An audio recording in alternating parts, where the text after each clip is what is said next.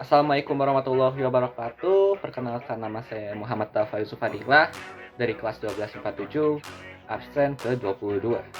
Assalamualaikum warahmatullahi wabarakatuh. Perkenalkan nama saya Regita Melani Yunian, kelas 12 IPA 7. Assalamualaikum warahmatullahi wabarakatuh. Nama saya Riana Malia, absen 31. Assalamualaikum warahmatullahi wabarakatuh. Nama saya Rio Robian dari 12 IPA 7. Ya, Ibu udah kenal saya, Bu. Saya Teresa Jenis Trinita dari kelas 12 MIPA 7. Nama saya Yehtia dari 12 MIPA 7, nomor absen 36. Dan kali ini kita akan membahas tentang masa pemerintahan Presiden Susilo Bambang Yudhoyono atau yang biasa disingkat SBY periode kedua.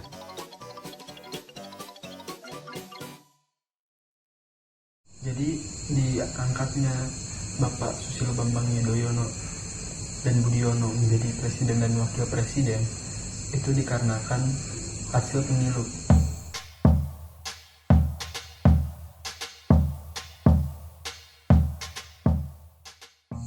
Pada 8 Juli 2009, mereka berhasil memenangkan pemilu dengan perolehan suara 60,8%, mengalahkan dua pasangan lainnya, yakni pasangan Megawati dengan Prabowo dan pasangan Yusuf Kala dengan Pak Wiranto.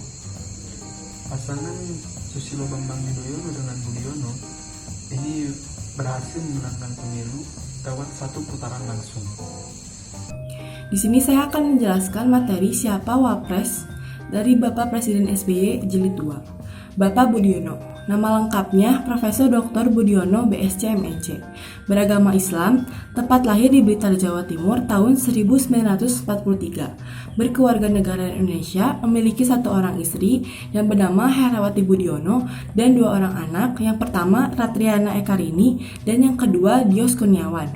Beliau adalah Presiden RI ke-11 yang menjabat sejak tahun 2009 sampai 2014 pada Kabinet Indonesia Bersatu kedua. Profesor Dr. Haji Budiono menggantikan Wapres Yusuf Kala pada era SBY Jilid 2. Profesor Dr. Haji Budiono terpilih dalam Pilpres 2009 dikarenakan dia mendapatkan poin tertinggi dalam pemilihan. Sebelum menjadi Wapres ke-11, beliau pernah menjabat sebagai yang pertama Gubernur Bank Indonesia ke-13, yang kedua Menteri Koordinator Bidang Perekonomian Republik Indonesia ke-12, yang ketiga Menteri Keuangan Indonesia ke-24, yang keempat Kepala Badan Perencanaan Pembangunan Nasional ke-6, yang kelima Dosen Ekonomi UGM. Kabinet Indonesia Bersatu II berasal dari usulan partai politik pengusul pasangan SBY Budiono pada Pilpres 2009 yang mendapatkan kursi di DPR, yaitu Partai Demokrat, PKS atau Partai Keadilan Sejahtera, PAN atau Partai Amanat Nasional, PPP atau Partai Persatuan Pembangunan, dan PKB atau Partai Kebangkitan Bangsa, ditambah Partai Golkar atau Partai Golongan Karya Independen yang bergabung setelahnya. Kebijakan Presiden Susilo Bambang Yudhoyono. Kebijakan politik yang pertama menerapkan konsep trias politika dalam pemerintahan Indonesia. Hal ini terlihat dengan adanya pemilu langsung untuk memilih legislatif dan eksekutif. Kedua, kebebasan mendirikan partai politik. Ketiga, mengurangi konflik dalam negeri. Contohnya penandatanganan nota kesepahaman antara Republik Indonesia dengan Gerakan Aceh Merdeka di Helsinki, Finlandia pada tanggal 15 Agustus 2005. Kebijakan hukum, usaha penanggulangan teroris dengan membentuk Detasemen Khusus 88. Kemudian, komitmen terhadap pemberantasan korupsi, walaupun belum sepenuhnya teratasi, contohnya kasus Bank Senturi yang hingga kini belum selesai. Kebijakan sosial, mengalihkan subsidi BBM untuk meningkatkan anggaran pendidikan sebesar 20% dari keseluruhan APBN.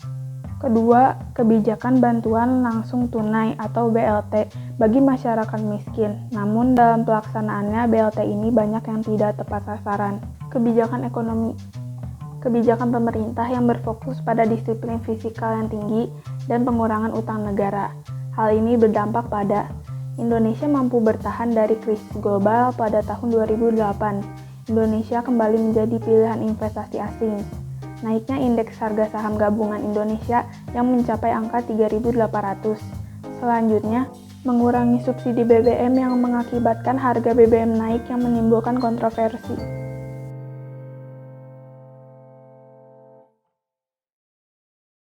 Berbagai pencapaian diraih SBY di periode kedua. Pengangguran dapat diturunkan dari 9,9% pada tahun 2004 menjadi 8,5% pada 2008 dan kembali turun di tahun 2011 menjadi 6,56%. Kemiskinan juga mengalami hal yang sama, dari 16,7% pada 2004 turun menjadi 15,4% pada tahun 2008. Lalu pada tahun 2011 turun lagi menjadi 12,36%. Pada periode kedua ini juga, dari tahun 2009 hingga 2013, Indonesia terus mencatatkan pertumbuhan ekonomi nasional hingga mencapai 5,9%. Menurut Presiden SBY, ini jauh lebih tinggi dari pertumbuhan ekonomi Amerika Serikat, Eropa, dan Jepang pada kurun waktu yang sama. Pada tahun 2014, BPJS pun diberlakukan untuk seluruh masyarakat. Berkat Presiden SBY dan pengalaman beliau menghadapi krisis ekonomi dunia di tahun 2008, Indonesia berhasil bertahan dari krisis ekonomi dunia pada tahun 2012. Sehingga nilai tukar rupiah masih stabil di bawah Rp10.000 per dolar. Walaupun pada tahun 2013 nilai tukar rupiah naik hingga menyentuh angka Rp12.000 per dolar.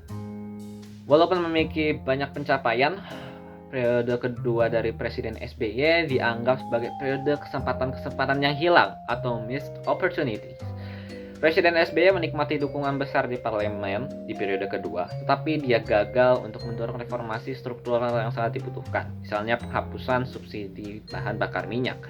Belum lagi banyak anggota dari Partai Demokrat yang terjerat kasus korupsi, seperti kasus Muhammad Nazarudin yang dituduh dan diadili untuk kasus korupsi di Southeast Asia Games 2011. Lalu ada kasus suap yang bawa nama Anas Urbaningrum, Ketua Partai Demokrat, terkait pembangunan komplek olahraga Hambalang di Jawa Barat. 3 menteri pemerintahan SBY juga ditangkap dan dijatuhi hukuman penjara. Mereka adalah Andi Malarangeng, Menteri Olahraga dan Pemuda, Zero Wacik, Menteri Energi dan Sumber Daya Mineral, dan Surya Dharma Ali, Menteri Agama. Selain itu diperkirakan bahwa sekitar 300 pejabat pemerintahan daerah diselidiki karena kasus korupsi selama periode kedua SBY, yang mengindikasikan luasnya korupsi di kalangan pemerintahan dan kegagalan SBY untuk memberantas korupsi, kolusi, dan nepotisme. Kelemahan lain dalam kepemimpinan SBY berkaitan dengan kecaman yang lambat dan tidak meyakinkan terhadap serangan kekerasan pada penganut agama-agama minoritas, seperti pembunuhan Ahmadiyah pada Februari 2011. Hal-hal tersebutlah yang mengikis kepercayaan rakyat atas kinerja Presiden SBY pada periode kedua ini. Kenapa turun atau lengser versi Presiden SBY? Yang pertama, semakin banyak kasus nasional tidak tuntas di bawah pemerintahan SBY. Meskipun adanya SBY meyakinkan publik akan memutuskan kasus-kasus itu, kenyataannya SBY enggak mengusut kasus itu. SBY hanya wacana belaka. Jadi kayak SBY bilang ke masyarakat kayak, oke, saya bakal gini-gini sama kasus itu, padahal enggak, Bu. Terus kedua, SBY dinilai terlalu reaktif atas sejumlah kasus yang menyerang pribadinya dan sering curhat ke publik. Padahal kasus itu oleh publik dianggap sepele dan bukan kelasnya. Poin tambahan mengapa Presiden SBY lengser dari jabatannya sebagai presiden adalah karena masa jabatannya yang sudah habis. Menurut Undang-Undang Dasar 1945 di pasal 7 dikatakan bahwa presiden dan wakil presiden memegang jabatan selama 5 tahun dan sesudahnya dapat dipilih kembali dalam jabatan yang sama hanya untuk 1 kali masa jabatan, yang artinya setiap presiden dan wakil presiden memiliki batas jabatan selama 2 periode secara berturut-turut. Karena ini sudah di akhir video, maka sekalian saja penutupan. Terima kasih telah menonton. Tekan like jika Anda menyukai videonya, tekan dislike jika Anda tidak menyukai videonya, dan tulis di kolom komentar apa masukan-masukan Anda. Mungkin ada informasi yang kurang atau informasi yang salah, tinggal tulis di komentar. Jangan lupa lihat video-video yang teman kami juga buat, seperti masa pemerintahan Presiden SBY di periode ke-1 atau mungkin masa pemerintahan Presiden Jokowi di periode ke-1-nya. Sekian, terima kasih.